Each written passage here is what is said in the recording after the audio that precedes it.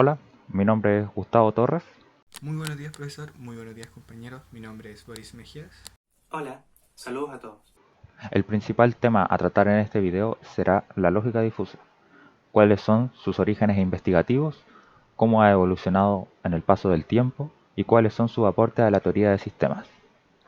Dentro del campo de la teoría de sistemas, definida como un conjunto de elementos que interactúan entre sí y con el entorno que los rodea.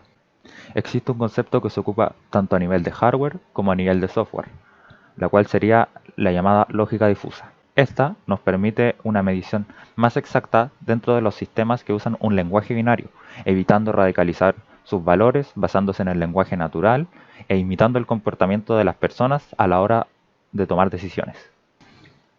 Antes de hablar de lógica difusa, tenemos que hablar primero de la lógica binaria. Esta plantea que las variables solo toman valores discretos en ceros y unos, verdadero o falso. En cambio, la lógica difusa propone una gama de posibilidades veraces, o sea que puede haber muchos matices. Antes de continuar, demos respuesta a la siguiente pregunta. ¿Cómo es posible tener parcialidad en la lógica? Bueno, esta fue una de las muchas preguntas que se hizo el investigador Lofty-Sade en el momento de crear su teoría de la lógica difusa. Pero de ello hablaremos un poco más adelante. Y de Lofty también un poco más adelante. Como respuesta a la pregunta, Lofty dijo que en sí lo difuso no forma parte de la lógica, pero sí forma parte del objetivo que se quiere estudiar. ¿Qué quiere decir con esto? Que la lógica difusa permite tratar información imprecisa en términos de conjuntos borrosos que se combinan en reglas para definir acciones. Para continuar, hablemos un poco sobre la persona que mencioné antes, es decir, Lofty Sade. Él nació en la ciudad de perdón, Bakú, como están viendo ahí, en el país de Azerbaiyán. Él, en el año 1964, planteó la teoría de los conjuntos difusos, el cual fue uno de los logros más grandes de su vida. Pero también tenía otros logros como haber sido un reconocido matemático, científico, ingeniero y profesor de Azerbaiyán. Y una de sus frases más conocidas, yo diría que hasta la época, es: mis aspiraciones se basan en contribuir a la sociedad. Y algunos de ustedes estarán pensando, ¿por qué Lofty planteó la lógica difusa? Bueno, la respuesta a eso es que Lofty estaba cansado de que el ser humano estuviera limitado a tan solo dos opciones, como por ejemplo grande, pequeño, blanco, negro, seco, mojado. El ser humano ya no podía seguir limitado a dos opciones, y por eso Lofty empezó a crear su lógica.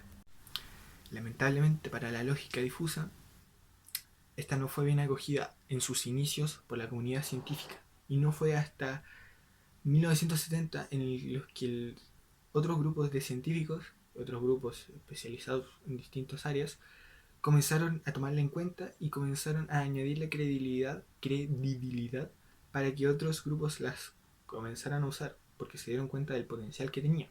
Y por así decirlo, el gran boom que tuvo fue en el año 1980, cuando por primera vez se le implantaba un controlador difuso a una máquina a vapor, lo cual fue un éxito en verdad. Paralelamente a ello, el desarrollo teórico no se quedaba para nada atrás, pues los distintos grupos anteriormente mencionados comenzaron a trabajar en las primeras aproximaciones a las reglas Fusi. Años después, en Japón colaboraron universidades, empresas y el gobierno para crear el sello Fusi. ¿Qué significa el sello Fusi? El sello Fusi es un sello el cual simboliza que un producto está hecho de una altísima calidad. Este sello es muy utilizado en los productos japoneses y realmente es utilizado alrededor de todo el mundo. Y por ejemplo, este sello se puede encontrar en las lavadoras normales y además en los frenos ABS, que mi compañero David pasará a explicar a continuación. Yo soy David Ochoa y les voy a hablar del aporte de la lógica difusa a la teoría del sistema. Cuando pensamos en un sistema, pensamos en un algo que funciona para cumplir un propósito. Bueno, nosotros le damos el propósito. En sí, un sistema que funciona bajo la lógica sencilla solamente puede radicalizar sus soluciones o términos en base a parámetros de certeza o no certeza. 1, 0, encendido o apagado, de esa manera.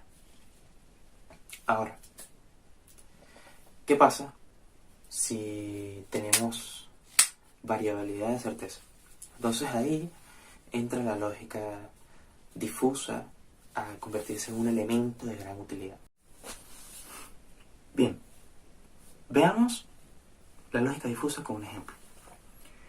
Pensemos en un sistema de frenos tradicional. Bien, cuando el sensor de freno detecta que el auto está cerca, frena de manera brusca, siendo esto un 1 binario. Cuando el auto no está cerca, es un 0 binario, o sea que no frena. Eso representa un problema en la vida real, porque si un auto frena de manera repentina, lo que va a ocurrir es que va a derrapar y probablemente haya cierto margen de error en la distancia de frenado. Ahora, pensémoslo con lógica difusa.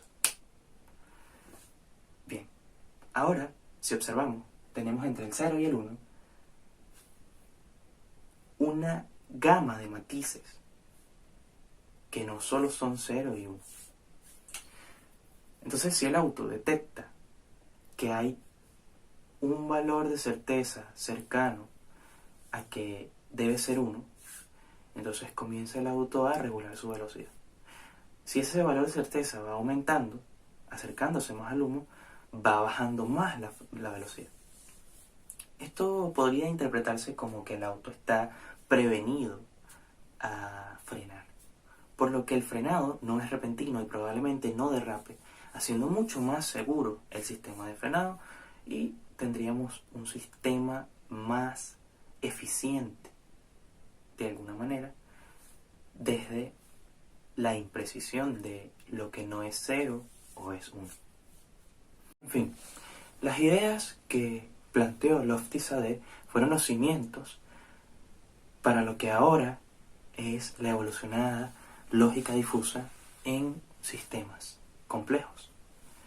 En sí, la lógica difusa no ha sido explotada en su totalidad.